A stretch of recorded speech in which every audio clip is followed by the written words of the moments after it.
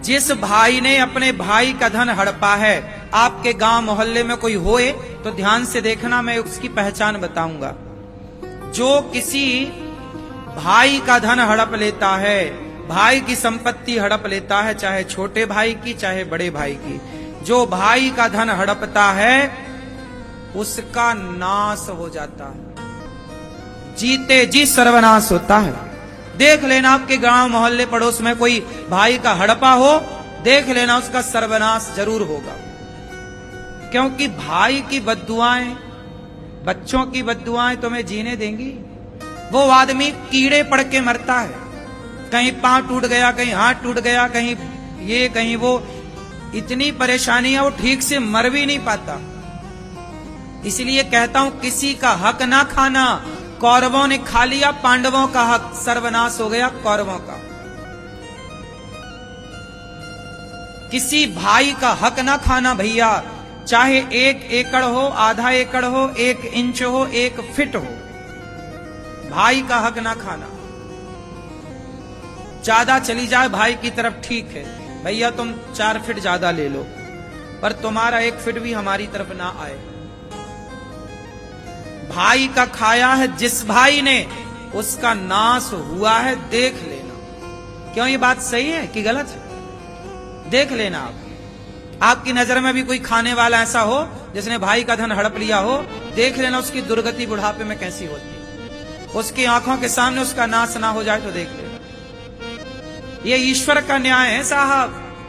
भाई का ना खाना पचेगा नहीं। दूसरा, कौन सा धन नहीं खाना चाहिए? मंदिरों का। जैसे क्या होता है गांव में ना, मंदिर बनवाते हैं लोग और मंदिरों में जमीन जायदाद लगा देते हैं कि भाई 2 एकड़ जमीन लगी, 10 एकड़ जमीन लगी, ताकि इस मंदिर का खर्चा इस जमीन के पैसे से चलता रहे, कोई साधु आए तो यहां से भूखा ना जाए। लेकिन आजकल गांव के जो मालगुजार लोग हैं वो मंदिरों की जमीनें भी हड़प लेते हैं। क्यों? बात समझ में आ रही जो हम कह रहे हैं? मंदिरों की जमीनें समझते हो ना आप लोग? गांव में मंदिर बनते थे ना, उनमें जमीनें लगती थी 2 एकड़ 4 एकड़, एकड़ समझते हो ना? बीघा, एकड़, बीघा छोटा होता है, एकड़ थोड़ा बड़ा होता। तो आप देख लेना कि जो मंदिर की जमीनें हड़पता है, जो मंदिर की जमीनें खाता है, उसका नाश हो जाता, कहीं का नहीं रह जाता। इसलिए क्यों किसी का हड़पना? मंदिरों की जमीनें काहे हड़पना है भैया तुम्हें? भाई की जमीन काहे हड़पना? अपना कमाओ ना, अपना खाओ, सुखी रहोगे। भले तुम नमक रोटी खा रहे हो गरीबी में, तुम्हारे दिन अच्छे आएंगे, ईमानदारी से चलो तो, और तुम दूसरे का हड़पोगे। मंदिरों का जिन जिन ने हड़पा, देख लेना उनकी दुर्गति क्या है। आपके गांव में भी ऐसे लोग होंगे क्षेत्र में जिन्होंने मंदिर की जमीनें हड़प ली, मंदिर का हड़प लिया। देख लेना कि उनका नाश किस तरह से हुआ।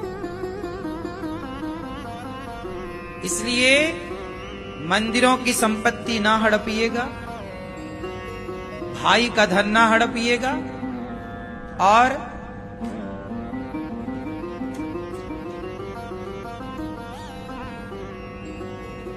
किसी दीन दुखी गरीब जरूरतमंद उसका कुछ ना लीजिएगा जो असहाय है, मतलब बद्दुआ। इसलिए बच्चों को हाय चंद्रमा पहनाती है माता, हाय ना लग जाए, नजर ना लग जाए, हाय चंद्रमा, है ना? हाय मतलब बद्दुआएं। किसी दीन गरीब है, दुखी है, परेशान है, और आपने उसे और सता दिया। एक आदमी बोला, भैया हमारी बेटी का ब्याह है, जरा 10,000 रुपया उधार दे दो। हाँ हाँ ले लो। 10,000 दे दिया, पर बोले 10% में दूंगा। अब 10,000 रुपए का 10% ब्याज। वो गरीब आदमी बेचारी 10,000 रुपया में तो बेटी का ब्याह निपटा दिया। उस गरीब से आपने 10% का ब्याज ले लिया। अब बताओ कि वो गरीब आदमी बेचारा पसीना बहा के तुम्हारा ब्याज भरेगा? अरे उचित लो ना।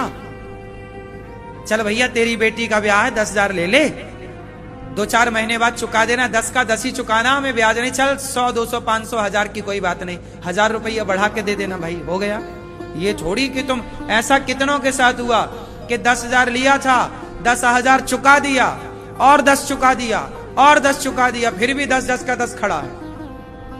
हाँ या ना? चक्रवर्ती ब्याज। पहले के लोग बड़े पैसे वाले गरीबों का बड़ा शोषण करते थे, ब्याज से पैसा देके, और सारी जिंदगी वो आदमी ब्याज चुकाता रहता था। ब्याज का ब्याज, ऐसा भी होता था पहले। हाँ, अब बताओ, मतलब जान ले ली लोगों ने। लेकिन याद रखना, धन फला नहीं, फला नहीं ऐसा धन। मदद करो ना मेरी मां, ये तो ईश्वर का धन्यवाद है कि तुम किसी की मदद करने के लायक हो। एक बात बताएं, ये दास अनिरुद्ध है ना, हमारे गांव में, हमारा बहुत छोटा सा गांव है, हमारे गांव में बड़े गरीब लोग हैं। मैं भी बचपन में भीख मांगता था, घर घर जाकर के आपको बता चुका हूं पहले। हमारे गांव में बड़े गरीब लोग हैं, तो मैंने जब से होश संभाला तब से मैंने गांव के सब लोगों को कह रखा है कि तुम्हारी बेटी का जब विवाह हो तो केवल एक फोन लगा देना अपने भाई को। तुम्हारी बेटी के विवाह में बारातियों को जितना खाना पीना और बेटी को दहेज में जो बन पड़ेगा हमसे, खाने पीने का पूरा राशन और कुछ धन धान्य देकर बेटी को विदा करेंगे। वर्षों से ये सेवा चल रही है, वर्षों से। हमारे गांव में कोई भी गरीब बेटी का विवाह होता है तो बारातियों के खाने पीने का राशन ये दासी उनकी सेवा करता है। हमें पता है कि गरीब आदमी अभी पैसा मांगेगा उधार किसी से तो 20,000 मांगेगा, 20,000 चुका ना पाएगा ये 2 साल में, गरीबी है। तो भाई 10-20 हजार की मदद अपन कर दो ना, क्यों भाई?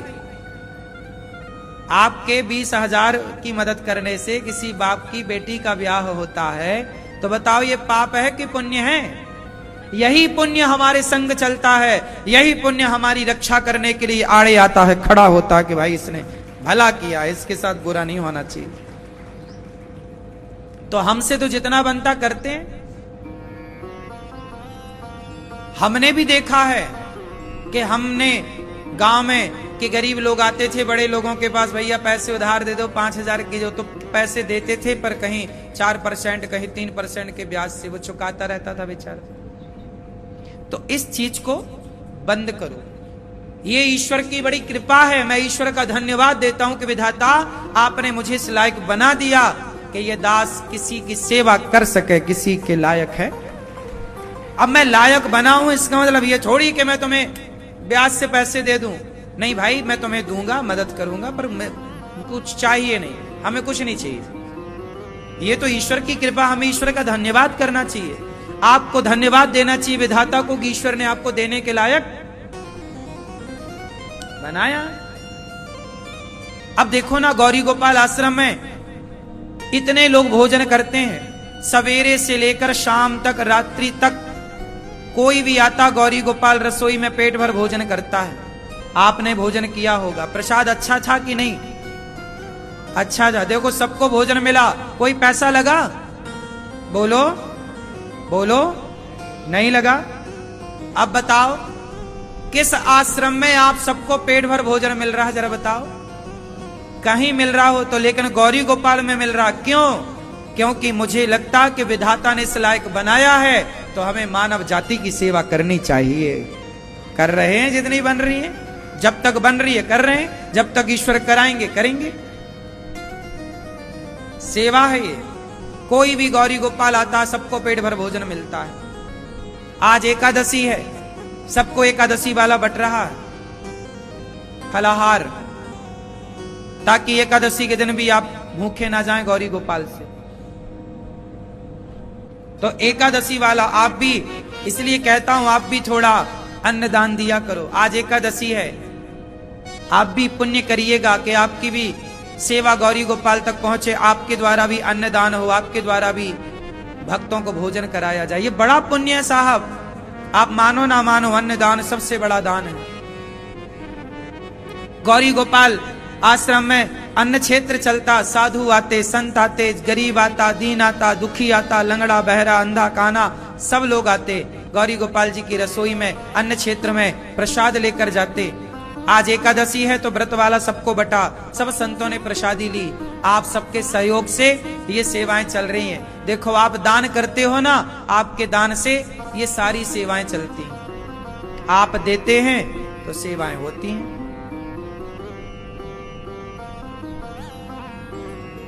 जो आप देते हैं वो सेवाओं में लगता है। बस बात इतनी है ना कि अच्छा करने की नीयत होनी चाहिए, वरना लोगों ने साथ तो बहुत लोगों का दिया, लेकिन कुछ लोगों ने अच्छी नीयत से काम नहीं किया। समाज में क्या मानसिकता थी पहले क्या होता था, लोग दान करते थे और कुछ लोग उस दान को रख लेते थे, उसका वो यूज नहीं करते थे। हाँ या ना? आप लोगों के साथ आप लोगों ने सोचा देखा कि अरे हमने तो दान किया पर हमारे दान का तो उपयोग हुआ ही नहीं। आपको लगा कि ये तो फ्रॉड हो रहा है। बहुत लोगों की आस्थाओं पे आघात हुआ, बहुत लोगों की श्रद्धा और आस्थाएं टूट गई कि यार हमने दिया तो था पर हमारे दिए दान का कोई यहां उपयोग नहीं हुआ।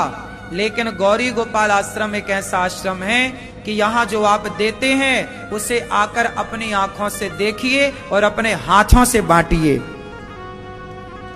इतनी बड़ी पारदर्शिता है यहां। सुनिए, आप बांटते बांटते थक जाएंगे। यहां पर सवेरे से लेकर रात्रि के 12 बजे तक बढ़ता है। बांटो, कितना बांटोगे?